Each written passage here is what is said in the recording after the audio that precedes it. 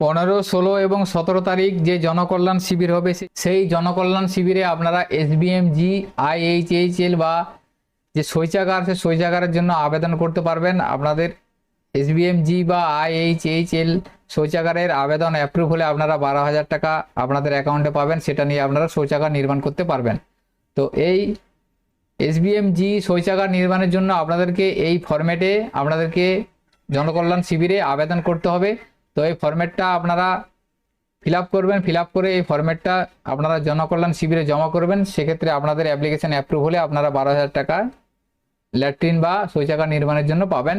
তো এই ফর্মটা আমি আমাদের হোয়াটসঅ্যাপ বা টেলিগ্রাম গ্রুপে শেয়ার করে রাখবো এবং ভিডিও ডেসক্রিপশনে দিয়ে রাখবো, সেখান থেকে আপনারা প্রিন্ট করে নিয়ে তারপরে ফিল করে জমা করতে পারবেন। তো আমি ফিল আপটা আমি আপনাদের দেখাচ্ছি, দেখুন। To the block development officer, এরপর এখান থেকে আপনার ব্লকের নাম বা বিডিও অফিসের নামটা লিখবেন, তারপর এখানে ডিস্ট্রিক্ট বা জেলার নামটা লিখে দেবেন, এখান থেকে আপনারা ডেট দিবেন।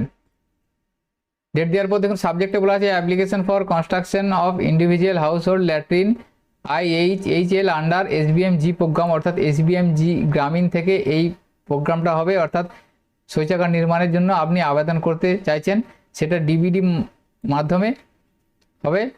তো এখান থেকে দেখুন প্রথমে 1 নম্বর হচ্ছে নেম অ্যাজ পার আধার, অর্থাৎ বেনিফিশিয়ারি বা আবেদনকারীর আধারে যে নামটি আছে সেই নামটি এখানে লিখে দেবেন। 2 নম্বরে বলা আছে অ্যাড্রেস, এখানে আধার অনুযায়ী অ্যাড্রেসটা বেনিফিশিয়ারি লিখে দেবেন।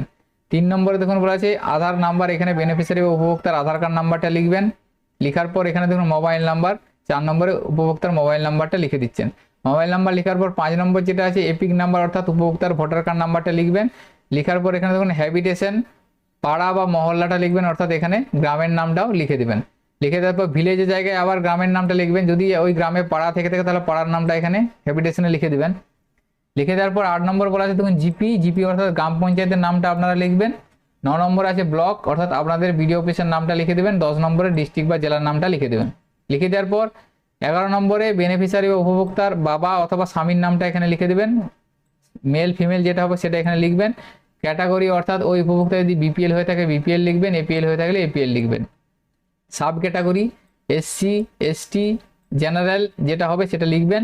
লেখার পর sub category APL SC ST percent, বা এখানে দেখুন বলা আছে ল্যান্ডলেস লেবার বা স্মল ফার্মার বা ওমেন হেড, সেটা এখানে আপনাকে লিখতে হবে, অর্থাৎ পরিবারের মহিলা প্রধান যদি হয়ে থাকে, তাহলে আপনার যদি কোনো জায়গা না থেকে থাকে, বা ছোট চাষি, সেই জন্য এখানে আপনারা এই যে অপশানগুলো আছে এই অপশানগুলোর মধ্যে সেটা আপনারা এখানে লিখে দেবেন, যেটা আপনাদের হবে সেটা আপনারা লিখবেন। লেখার পর 14 নম্বরে ব্যাঙ্ক ডিটেলসটা আপনাকে ফিল করতে হবে।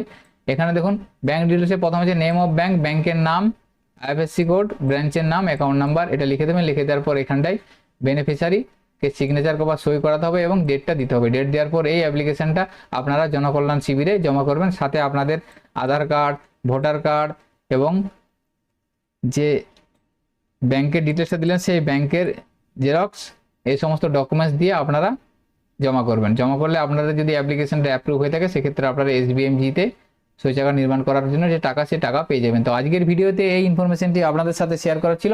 সকলের সুবিধার্থে ভিডিওটি শেয়ার করবেন। সকলে ভালো থাকবেন, সুস্থ থাকবেন। ধন্যবাদ।